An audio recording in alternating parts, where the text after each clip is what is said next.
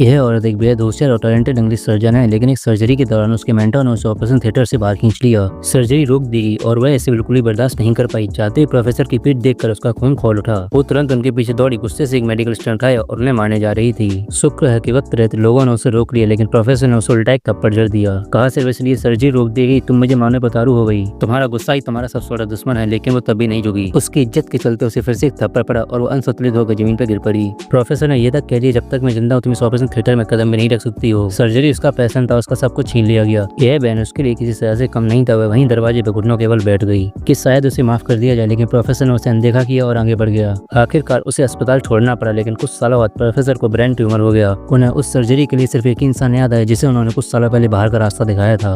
अब वो underground world की सबसे मिस्टीरियस सर्जन बन चुकी थी। हर सर्जरी को खुद ही रिकॉर्ड करती और जब एक बार वो फोकस में आ जाती तो सबसे मुश्किल ब्रेन सर्जरी भी उसके लिए रूटीन का काम बन जाती। उधर प्रोफेसर ने भी एक ट्यूमर रिमूवल सर्जरी की थी, तभी पुलिस उनके ऑफिस पहुंची और एक वीडियो दिखाया, एक ब्रेन सर्जरी की रिकॉर्डिंग। और उस पूरे देश में ऐसी सर्जरी करने वाला शायद कोई और भी था। प्रोफेसर ने वीडियो में हाथ देखते ही पहचान लिया, लेकिन कुछ नहीं कहा। उन्होंने बस एक पुराने प्रोजेक्ट की फाइल निकलवाने को कहा।